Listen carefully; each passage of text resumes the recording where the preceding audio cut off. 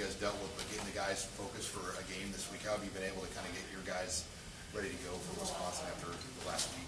Yeah, like I told you before, I don't think some of these are obviously internal issues, and the external issues that have happened in the past, I don't think our guys let it affect them. I talked to the defensive guys last week. They're fired up to play this game. They're getting ready to go. We got some different guys probably seeing some action this week, so those guys are excited to play, and the other guys are excited for them. But these guys are ready to play a football game, and they're excited for this one. A lot of people wondering what you do with that JoJo position. How will that look compared to how it has looked? Yeah, I think I told you guys before. Those guys, that position's been meeting with me this year. I thought Isaac has done a really nice job all year. He hasn't just got a lot of chances because JoJo's playing some really good football, but Isaac's ready to play. And some of the packages will be a little bit different as we roll out into the week just versus different personnel groupings, but I don't think you'll see a vast departure from what we have been doing. Obviously, JoJo, you can do a lot of different things with him, a lot of different calls. Some of those calls will be, tapered down a little bit, but it won't be a far departure from what we have going, and I think Isaac's going to do a really good job. JoJo's skill set, and obviously he's a unique athlete, but his leadership, how difficult is that going to be to replace over these next couple weeks? Yeah, it'll be difficult, and he'll be along with us hopefully on the trip and all those types of things. Whether I'm hoping that is the case. I don't know exactly the ruling and all those kind of things, but hopefully he gets to go along. And like we said all along, the leadership in that room I think is really good. From the quote-unquote captains and the leaders to trickle-down effect onto some of the other guys that are able to step up and voice their opinions and be a good leader and a good teammate on that side of the football. So I think his leadership and all those types of things will be missed, but I think other guys are ready to step up and take his place. Other than Isaac, is there anybody else that would see maybe more playing time because of JoJo's departure? Anybody besides Isaac? We've been training guys, the whole time. Phelan's taking some reps there. John Bullock's taking some reps. Simon Odie's taking some reps. And, we got really smart guys in the back end, so we can move those pieces around, depending on how much Deontay's ready for. You might see 3 safeties on the field and those types of things, but I think you can move those pieces around a little bit and have a nice plan for Wisconsin. What makes Wisconsin's run game tough to stop? Well, I think that, as long as I can remember, they've been really good at running the football. They have an identity, and they know what they're going to do. They have some really interesting gap schemes. They're really good at blocking those. And the other thing is I think their running backs and this young guy, Braylon Allen, he's coming into his own a little bit, and he's done a really nice job as the year progresses of being able to read what they want him to read, put his foot in the ground, and go get what he can. And then, it's just body blow, and then they throw a knockout punch and break a big one on you. So I think that they're patient in the run game. They know that, they're fired up to get a 4-yard gain, and pretty soon those 4-yard gains after enough body blows turn into 8-yard gains. So I think they're patient with the run game. Their offensive line's physical, their running back's physical, and they do a good job with different looks.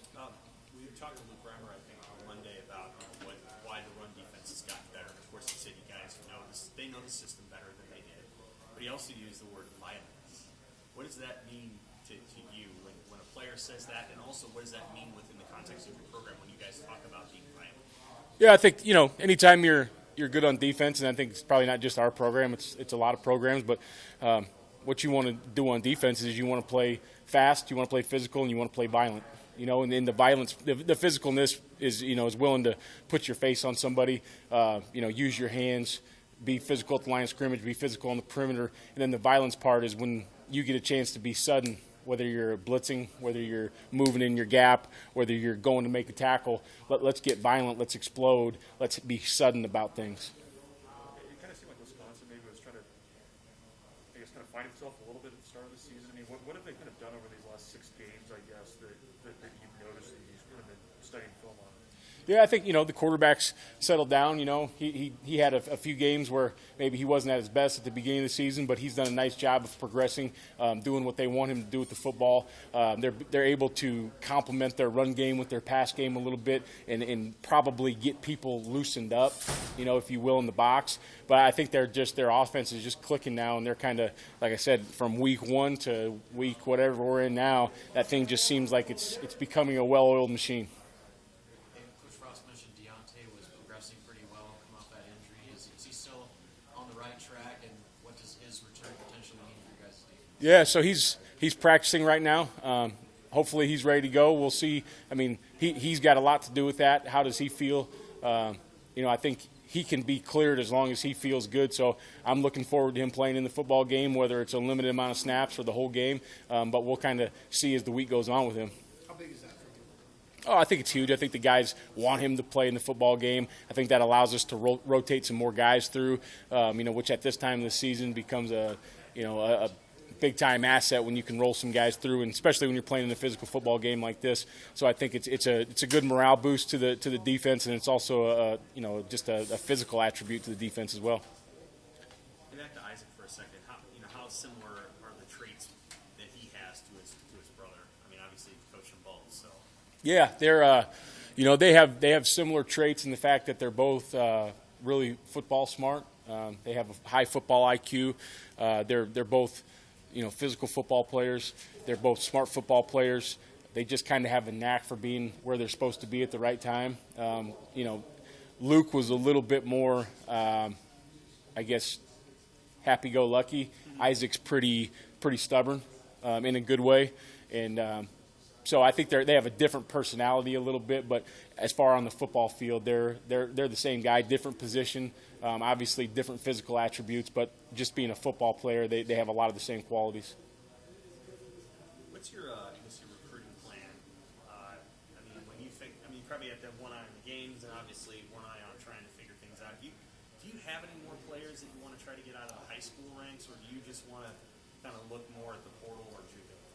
Yeah, and that question is the million-dollar question, obviously, with this COVID year and who wants to come back and all those types of things. The numbers game is going to be pretty interesting as we move forward, not just for us but for everybody in the country. There's definitely a few high school guys that I want to take a look at. I want to get in here and take a hard look at. And there's also, some positions of need, whether it be junior college and or transfer portal type things like that. So I think, as this season kind of comes to a close, that's one thing our staff's going to sit down and really hone in on exactly where do we want at what position and how many can we take. You hit about 90% re-recruitment last year on the 6-year guys, JoJo and Deontay and Martell. Is that job one, re-recruiting players that you want to have come back and also are thinking about them? Yeah, and I think that's job one, at least finding out what these guys are thinking. That was job one last year, first finding out what they're thinking. How can I help them make the best decision? And to me, do I want all the good players back? Absolutely. But we got to make the best decision for them and their family also. So if somebody has an opportunity to, get drafted high, then they should probably do that. If they don't and they want to come back, then we need to talk about those types of things. But helping a young guy make the best decision for him is probably priority number one. Did you guys have any of those types of conversations during the second bye week? I know some offensive guys had mentioned that they were at least kind of thinking about it a little bit. But Yeah, I don't personally, I don't like to have those conversations during the season because I think that just becomes a distraction. It's kind of like when, whatever head coaches are quote unquote getting, pursued by other schools. It just becomes a distraction. So I'd rather wait till the season's done, get all the information from the NFL and all the film, and then let's have that discussion with them and possibly their family if that's what they want to do. How do you feel like Frost has handled the last couple of weeks, and obviously hard for him? Yeah, I think he's done a good job, keeping the team in good spirits, getting these guys ready to play a football game, and then obviously he's got a big role on the offensive side of the ball right now, with the limited staff. So he's been very busy and he's been kind of frantic getting all his jobs done, but he's done a great job of managing that situation. Don't do it for words, but you're up for one. I was wondering if you knew that and what your thoughts were on it. Yeah, I actually I received some texts last night as we were watching film and all those kind of things. Obviously, feel very honored to be mentioned with the other group of coaches, and to be considered by the Burroughs Foundation and the Burroughs family. But with that being said, usually when things happen in a bad way on defense, that falls directly on me. These types of good things that happen on defense or awards or those types of things, that's a direct reflection of the assistant coaches and the players that we have. And I know that, and I know that I wouldn't be under consideration for any type of things if we didn't have the kind of kids we have and the men we have coaching those positions. So I'm thankful for them as well. All right. Thank you. All right.